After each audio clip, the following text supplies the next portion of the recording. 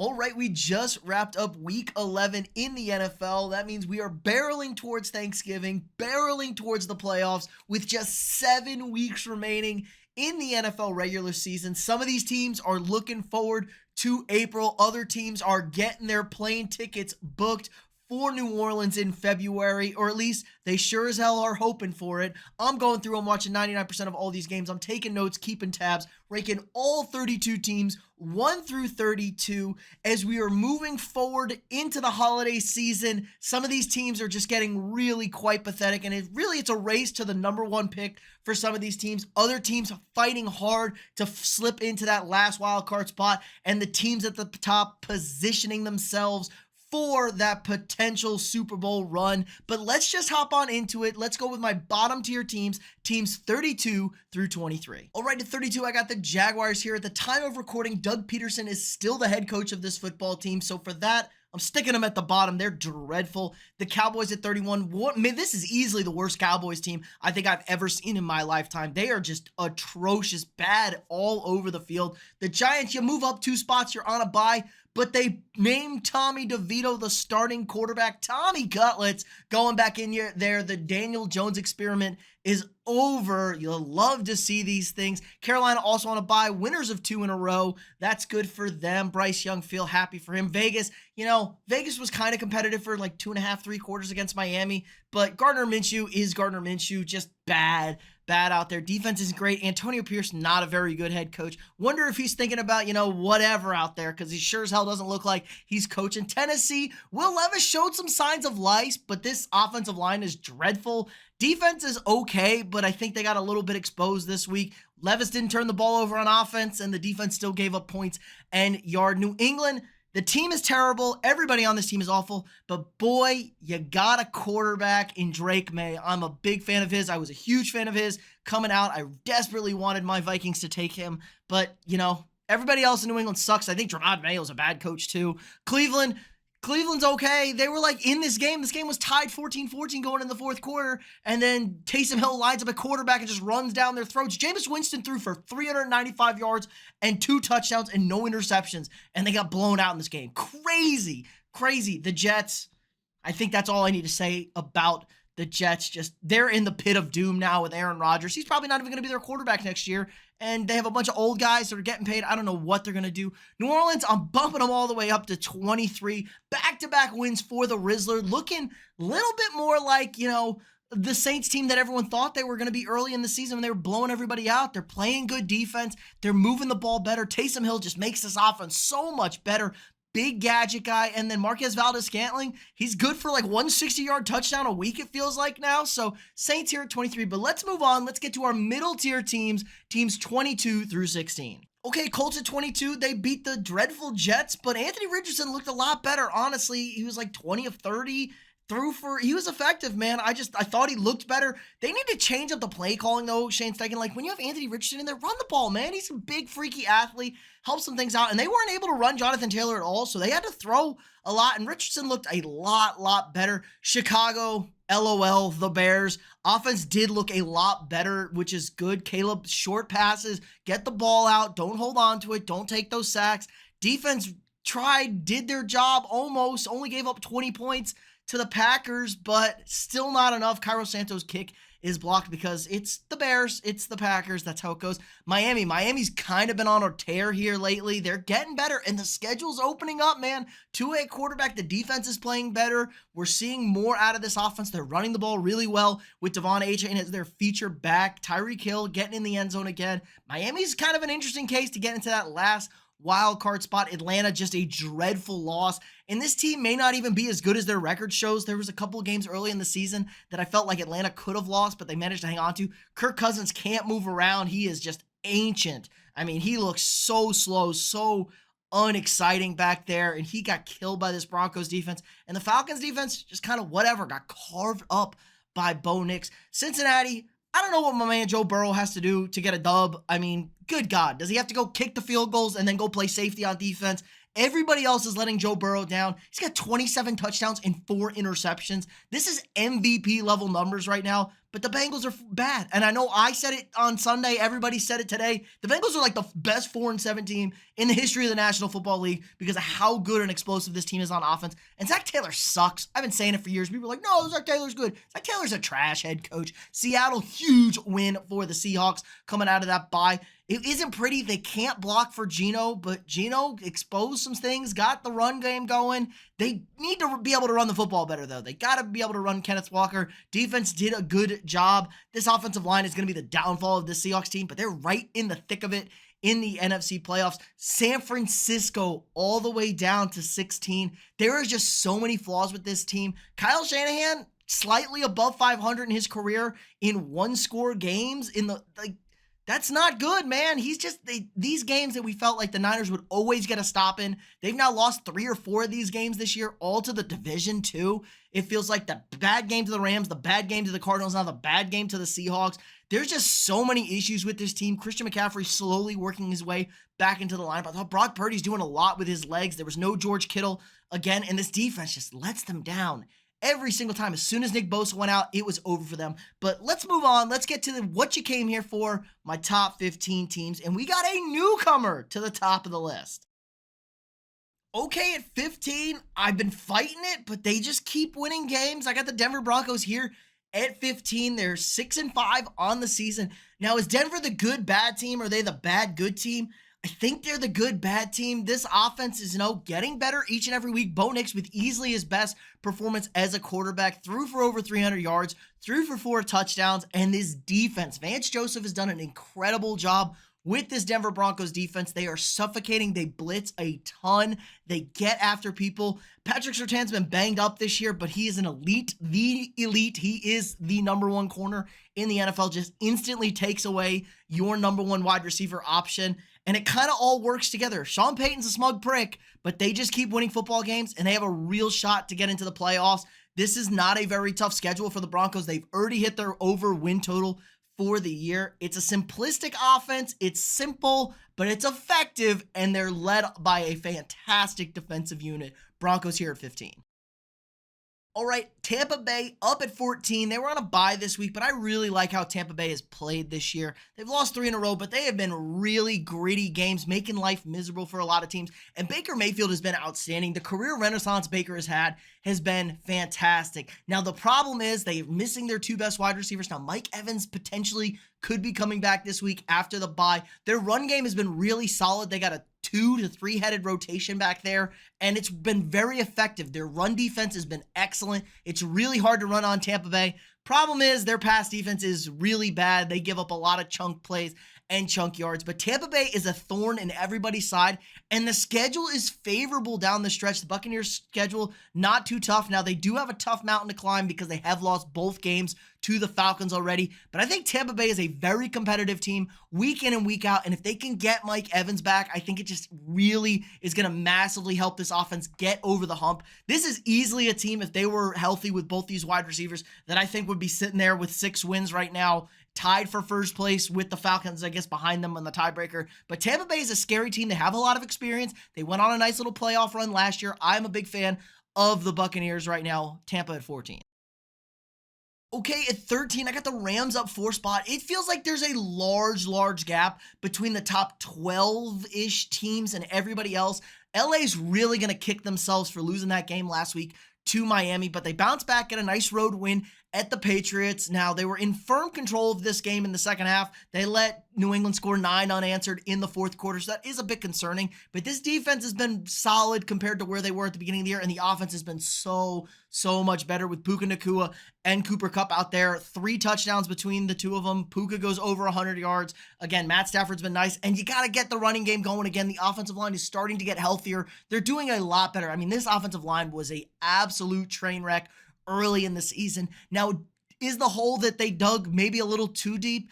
Potentially, but they're sitting right there. They're all in the mix in the NFC West. They're sitting there at 5-5. It's not the worst case. Everybody else is 5-5 besides Arizona. So LA here, I kind of just trust them more with Matthew Stafford, with Sean McVay, with those guys at receiver. I think they are a very dangerous football team. The defense is getting better. Rookie Jared Verse has been a steal of a pick, it looks like, getting after quarterbacks. So I really do think LA is going to make a real run at this thing. LA here at 13.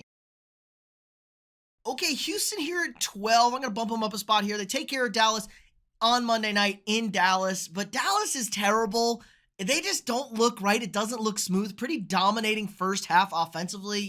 They're moving the ball early, but then they kind of slow down. Joe Mixon gets another 3 touchdowns today. They're going like the entire second half again without scoring a touchdown. They do punch one in late to break that streak, but I think it's just kind of all over the place. The defense had a couple of holes in the secondary. If you're not able to get after the quarterback, Houston's defense is going to get exposed. You're going to carve them up. They are not very good on the back end at all, it feels like.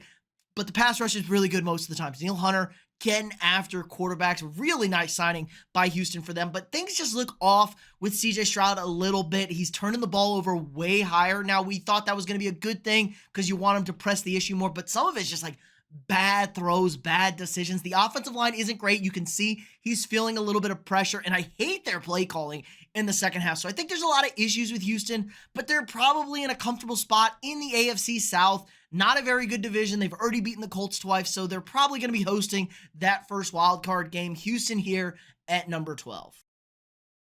Okay, Cardinals here at 11. They were on a bye, but man, I've been a real fan of the Cardinals pretty much all year. Now, they had a little bit of dip there. We maybe sold a couple of our shares, but we're all in on this Cardinals. It's a very unique defense. They give you a bunch of crazy looks. They're tough to deal with. They're not the best unit in the world. They're not super talented, but man, they play hard. Man, they play exotic.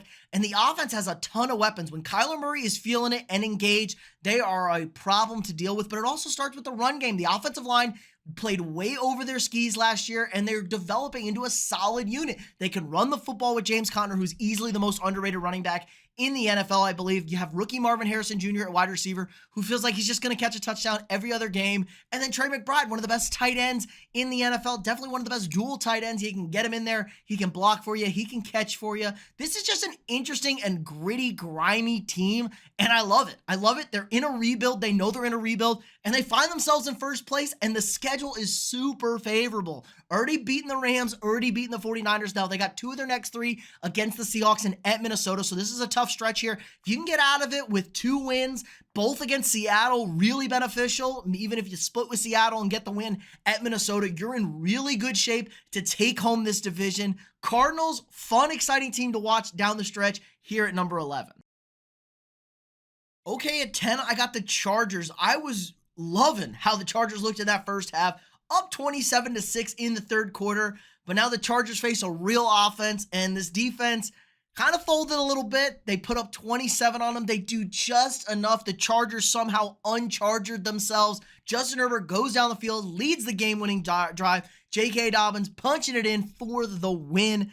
Big win. It's amazing what a good head coach can do to change the culture of a franchise, of an organization. I mean, the Chargers always blew that game in years past. But Jim Harbaugh never panicked, always on top of it. And it's amazing to see Herbert making plays. He struggled in that second half, man. He was missing throws. Ladd McConkey, clearly a dude as a young rookie. But I think they got to get to the run game more. They get a little full of themselves, rotating in too many backs. You need to run J.K. Dobbins more. Gus Edwards is a nice guy to have. J.K. Dobbins is clearly your best running back. They're still lacking a lot of weapons on the outside, and maybe the defense isn't quite as good as we thought it was. Now, they were missing Khalil Mack, so that hurts the pass rush, and that covers up a lot of stuff on the back end if you can get after the quarterbacks. This is still a fantastic unit. They still lead the league in scoring. They play good, grimy football, and they are pretty much a lock to get into this postseason. The schedule is very favorable down the stretch, and maybe they could push Kansas City for their division. I don't know, man. It's a tall task, but it's a possibility. It's an awesome story right now. Chargers here at 10, turning things around in LA. Okay, I'm going to keep the Packers here at 9. I was not very impressed with the Packers this week against the Bears. Now, I know it's a road division game. Those are always tough, but it just felt like they were slogging along. Some questionable coaching decisions, like that 4th down Matt LaFleur decided to go for, doesn't work. The Bears take over on the one. It was just weird. Jordan Love, not super sharp, but he does have a much better second half, bounces back through an early interception. That's Jordan Love's thing. Doesn't really turn the ball over in the second half. Christian Watson had a nice breakout day, a $150 for him. Josh Jacobs has been really, really solid, getting it done on the ground and in the passing game. That's the stuff you want to see. And when the back was up against the wall, they go down, get a go-ahead touchdown.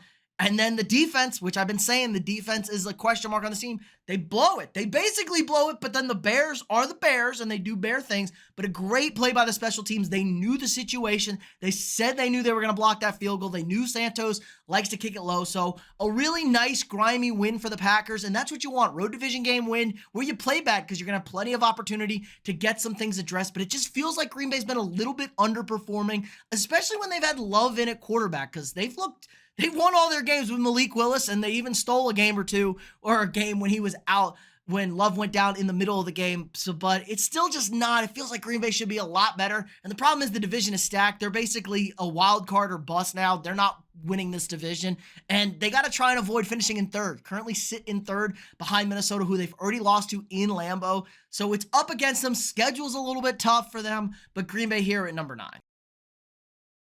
Okay, I'm going to drop Washington down to number 8. They've lost 2 in a row against 2 very good football teams, but it just seems like Washington is a little bit young. Maybe it was energy. They started out great, but this is a young football team there. This is a total rebuild, obviously, and there are some concerns. As soon as Jaden Daniels injured his ribs, the offense has kind of slowed down. Now they've also missed Brian Robinson. He's been out for a couple of games now. He comes back against Philly, short week. It's just a tough spot for them. I think they're way overperforming. Again, if you told Washington fans they would be 7-4, they would have been ecstatic. They'd have been like, no way we're 7-4. They would have felt great, but there are some question marks. The defense did a really good job for about 3 quarters in this game. Then Saquon went nuclear. I'm not going to go crazy about them with that, but I am a little concerned. The Cliff Kingsbury playbook is offenses start great early in the year. Second half of the year, they're an abject disaster. And Washington is just not the same team they've been earlier in the year. I mean, even that Bears game they won on the Hail Mary, they were struggling mightily to move the sticks, get points, score touchdowns. So it's been kind of a slog for the last month or so, but they're in really good spot to get a wild card in the NFC. It's a lot of log jams in there, and they still got to play the Cowboys twice. So 2 wins right there, I think, for the Commanders if they take care of business. All in all, great season for Washington, but I want to see Daniels get healthier, make some more adjustments, and this offense just needs to get more creative. I know they don't have the most playmakers out there, but if you take Scary Terry away, it feels like it's really, really tough for Washington. Okay, I'm going to drop the Ravens here to 7. This was a tough one for me, but the Ravens, just another one of these games where look, Pittsburgh's a really good team. I'm very high on the Pittsburgh Steelers, but the offense, again, just slogging along. We just see these games from Lamar in big spots against good teams. So Lamar Jackson against the Steelers, against the Kansas City Chiefs, and in the playoffs is 4-12, and he has more turnovers than touchdowns. That's not good. That's really concerning. Lamar Jackson, it just feels like he's not ever going to be that elite tier, accurate passer that's going to be able to break a defense down and pick you apart, because it just isn't there, man. Pittsburgh was all over him all game. Look, they couldn't run the ball either with Derrick Henry, easily his worst game of the season, only 64 yards and a touchdown on the ground. Still a decent day, but they couldn't get anything going in the run game. Now, guys were dropping the ball. This is just kind of the thing with the Ravens, man. Their offense gets weird. They stop running the football. They get away from it. They try and do too much passing. And I just don't think the team is built to play like that. Now, the defense did a really good job, I think. And we know how tough it is to run against the Ravens. But the secondary held up. They didn't give up any touchdowns. No touchdowns given up by the Ravens defense. And they still lost this game. Justin Tucker looks washed. That is a major concern. Missed 2 field goals again in this game. And you're going to be in tight games where points are going to matter, and you're going to need big kicks made. And I just don't know if Justin Tucker is that guy right now. Their point differential isn't great. They're still not great in the back end. So lots of concerns, lots of question marks for Baltimore. And they're in real trouble now. They're sitting at 7-4 out of the AFC North division race with Pittsburgh. They still got to play the Steelers in Baltimore, but now they have to win that game. Otherwise, this division is over. Now, luckily for them, Pittsburgh Steelers gets tough, but their schedule isn't easy either. Baltimore's got a tough ride down the stretch. Ravens here at number 7.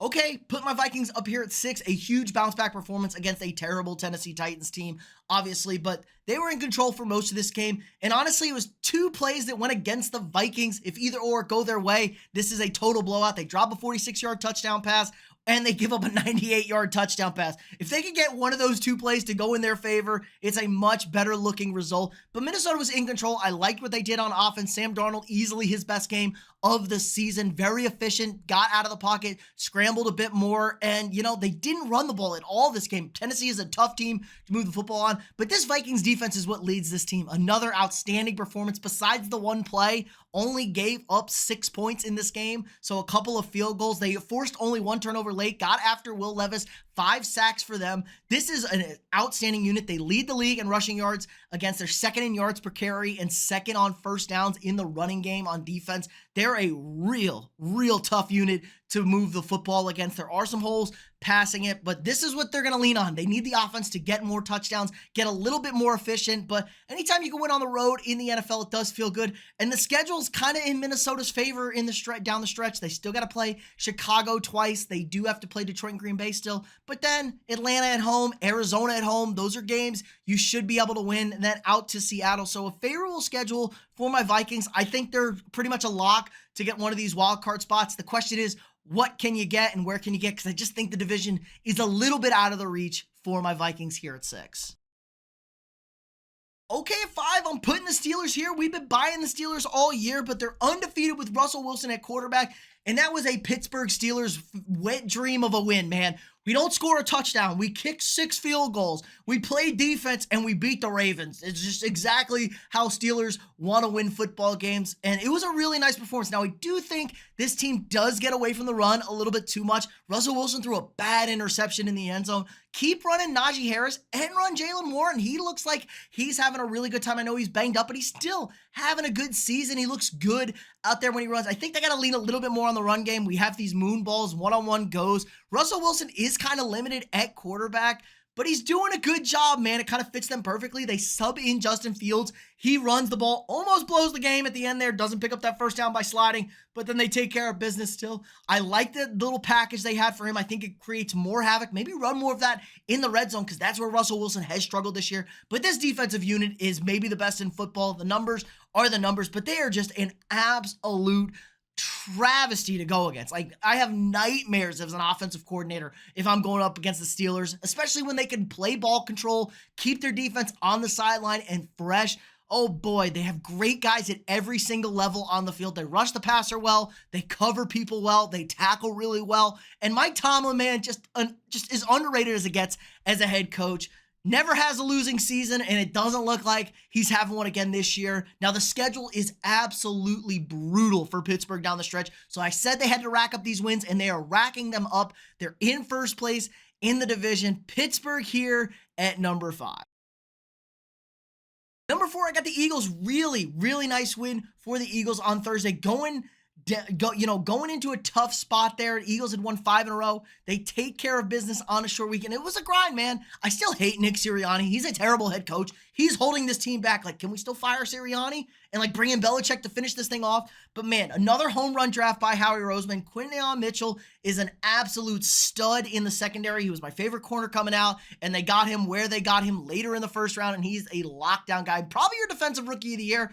Add in the exciting whites of Cooper DeJean and Reed Blankenship, and this secondary is years, leagues, fathoms of better than they were last year. It was one of the worst secondaries in football last year, and they are a solid unit there. The run defense is fantastic, led by those big boys up front on the D-line. They're doing a much better job at rushing the quarterback. Now, the offense still has some sluggish moments there, but when you have both receivers out there, you got A.J. Brown, you got Devontae Smith, and you even add Dallas Goedert at tight end, it's hard to stop. Jalen Hurts doing much more of that moving the pocket, running for first downs. It helps them a lot, and obviously, the best free agent signing maybe of the year, arguably Saquon Barkley on an absolute tear right now, leading the league in rushing, and he's had 9 carries or 10 carries stopped at the 1-yard line, and he's only scored 1 touchdown with 3 carries after that. So Jalen Hurts poaching all my man's touchdowns. Saquon Barkley could be having a historic season right now, could easily be your MVP favorite if we didn't do the stupid tush push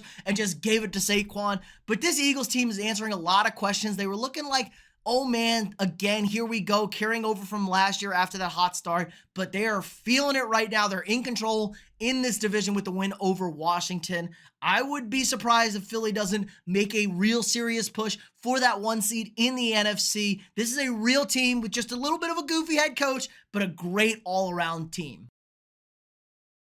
Okay, it finally had to happen. I'm dropping the Chiefs down. They suffered their first loss of the season on the road at Buffalo, but it's just the 5th time in Patrick Mahomes' career where he has lost by 8 or more points.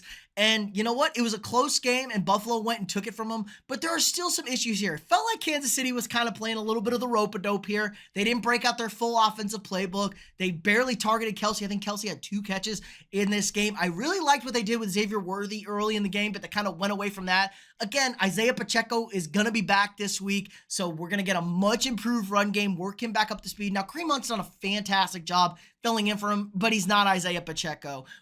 I like getting more guys involved. We had Noah Gray catch 2 touchdowns for them. These are just all things. We're just all calculations here. But the defense of Kansas City, which we've been leaning on all year, Spags defense, they're getting after people. They really couldn't stop Buffalo, man. The Bills did a really nice job moving the football, even without a couple of their offensive pieces. So that was my biggest concern. Buffalo has confidence. They have the ability to move the football against Kansas City. That's going to be my issue. Now, maybe Spags was also kind of holding some things back, but I don't know how much you're actually holding back. Maybe 1 or 2 blitzes in certain key situations, but a lot of it is just kind of, this is how we're going to look at these coverages. Now, there's going to be adjustments, there's going to be learning, but Kansas City takes a loss. Schedule's not the toughest in the world. They're still going to be fighting, though, for that 1 seed. If Buffalo keeps winning, because their division is atrocious. Road through the AFC could head through Buffalo. Now, they won there last year. Doesn't mean they're not going to win there again, but it's just tougher, man. It's just tougher, and Kansas City's been flirting with disaster all year. Probably should have 2 or 3 losses, but it feels good to finally get that streak over with. The 72 Dolphins can pop their stupid champagne, whoever's left for them. Chiefs here at number 3. Okay, speaking of the Buffalo Bills, put them here too, baby. A huge, huge win for the Bills. Now, they've kind of always beat the Chiefs in the regular season. It's where they can't beat them is what matters the most, but this was an excellent performance by Buffalo. Josh Allen is my MVP right now. He's been doing incredible stuff. I love the call by Sean McDermott. 4th and 2, you can kick a field goal, go up 5, and basically you've dug your own grave, giving Patrick Mahomes the ball, or you can try and win the football game. Josh Allen punches it in to the end zone on an amazing, awesome run. I just love that kind of approach. Feed James Cook the ball more. If the Bills can run the football, it just makes things so much easier for them. We saw Amari Cooper back out there. He's still a little banged up. No Keon Coleman, no Dalton Kincaid. Those are going to be 2 huge pieces in the next matchup between these 2 teams, because I got a feeling we're seeing each other again. Khalil Shakir, an awesome day too. And it's just, this is all on Allen, but is it really? This defense was suffocating Mahomes in the offense, making it really difficult for them to move the football. This has been the story of the year. We thought this defense was going to be bad. Sean McDermott lost a lot of pieces out there. They lose on the free agency. Matt Milano goes down, the leader in the middle of that defense for most of the season now. He could be back, I think, maybe in December, but this defense has been awesome. You have a guy like DeMar Hamlin, who was a bench player, a practice squad guy. He almost died on the field. He's a legitimate impact starter for this Bills secondary, and it's really amazing to see. Buffalo here too. They got a full head of steam. They're probably going to win the division by like week 14, week 12. It feels like maybe they may win this week. Who knows? Because the AFC East is so bad. But Buffalo has got much higher aspirations. It's all going to come down to, can they beat the Chiefs in January? And finally, that means we have a new number 1 team, the Detroit Lions. They've been clawing, they've been scratching, they've been biting off kneecaps to get themselves atop the list. And not only are they atop my list, they are now the Super Bowl favorites for the first time. The first time in franchise history. Yes, you read that right. The Detroit Lions are the Super Bowl favorites for the first time in their franchise history. An absolute undressing of the Jacksonville Jaguars. And there really isn't much this team doesn't do well. Jared Goff bounces back from his 5-interception game, only has 5 incompletions this week, throws for 4 touchdowns. You have Amon-Ra St. Brown, who's an elite inside wide receiver. He just works the middle of the field as good, or if not better, than everybody else in this league. You have a two-headed monster, Sonic and Knuckles in the backfield, David Montgomery, Jahmyr Gibbs. It's just so difficult to deal with. It's such a change of pace. And the play calling, their offensive wizard, Ben Johnson, he doesn't even call the same kind of runs when each guys are in. You say like, well, yeah, that makes sense. Like, a lot of teams don't do that. Everybody just calls the same runs, no matter who the running back is. He doesn't do that. He keeps you guessing, keeps you on your toes. This defense is getting relentless. They're borderline on the edge of dirty. They're doing a much better job. They traded for Zadarius Smith to try and fill that hole in the pass rushing issues without Aiden Hutchinson. Now, they did lose Alex Anzalone in the middle of that defense, and he kind of is the glue for all of that. He is their crazy guy on defense that's flying around, making big plays, blowing stuff up. We're going to be interested to see how they look moving forward. He's out for about 2 months, 6 to 8 weeks. They're projecting with a broken forearm, but knowing him, he might just go out there, chop the arm off. He's that kind of guy. He's that kind of crazy, and it all stems from their head coach, Dan Campbell. But that's going to do it for us this week. Let me know in the comments below, who am I too high on? Who am I too low on? What do you agree with? What do you disagree with? I love going back and forth with you guys in the comments. If you haven't already, drop a quick like on this video. Subscribe to the channel. We got new sports content for you guys every single day. If you want to support the channel more, sign up for a channel membership. You get all sorts of access to exclusive content, members-only content, cool badges, emojis, things to use during live streams throughout the week. Help support me, allows me to keep making this great content for you guys every single day. Again, like, subscribe, and share, and I'll see y'all tomorrow.